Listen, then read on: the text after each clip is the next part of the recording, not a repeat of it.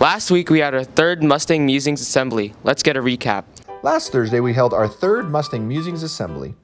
We discussed what it looks like to be STEM crazy while in the lunchroom. We are curious by trying new foods and getting to know someone new. We are respectful by keeping our hands, feet, and other objects to ourselves, or demonstrating kaifuri, saying please and thank you, and using appropriate language and volume. We are accountable by being on time, cleaning up after ourselves, finishing food before leaving the cafeteria, and taking care of school property. We also discussed the expectations concerning the 4 doors in the cafeteria. The door that leads to the outside has the expectation that no food or drinks go through it. The door near the gym also has the expectation that no food or drink goes through it, but you will also need to make sure you have your ID badge on to gain access to the open gym. The door near the bathrooms is used to access the bathrooms. Food and drink should not go into the bathroom, and students should line up to use the restroom inside the cafeteria. 4 boys and 4 girls will be allowed into the restroom at a time. Always return into the cafeteria using the same door. And finally, the door near the vending machines should have students lined up with money in hand. 4 students will be allowed to use the vending machine at a time, but only if you have your badge worn visibly. We also briefly discuss what it looks like to be STEM crazy outside.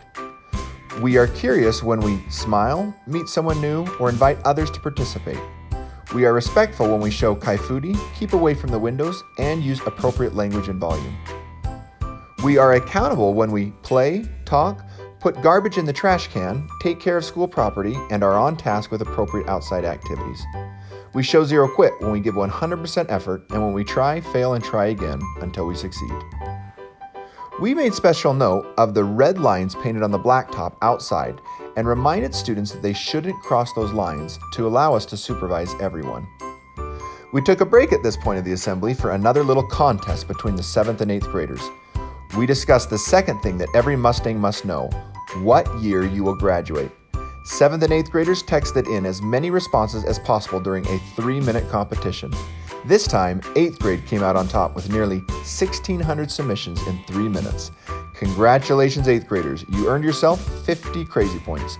They've already been added to your accounts. The rest of the assembly focused on the dress code. Our clothing at school must not detract from the learning environment. It cannot suggest lewd images or content, tobacco, alcoholic beverages, drugs, or guns and weapons.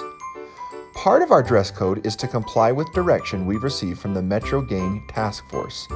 A public school is a neutral space filled with civilians uninvolved with gang activity, and the clothing of everyone must reflect that.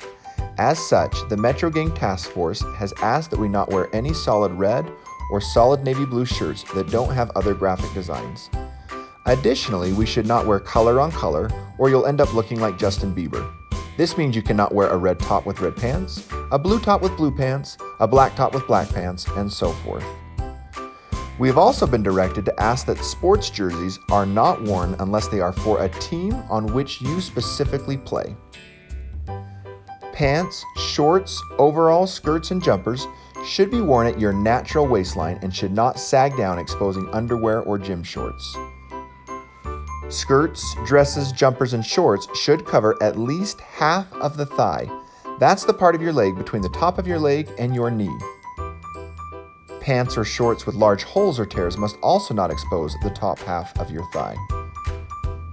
Chains, sharp jewelry, and spikes are not allowed at school. Hats, gloves, and sunglasses may not be worn in the building. Beaded necklaces and bandanas are also not allowed at school. Students must wear proper shoes at all times, so they should not be in slippers or flip-flops.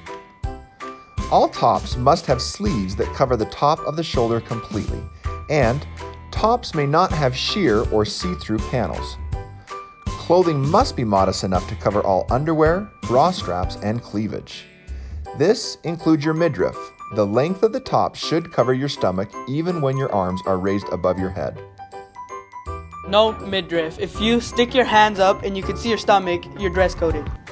Put your hands up.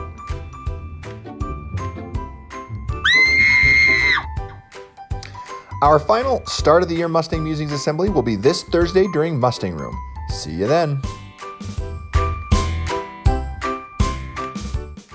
So cool. Thank you. Remember, next Thursday we will have our 4th Mustang Musings assembly. We look forward to it.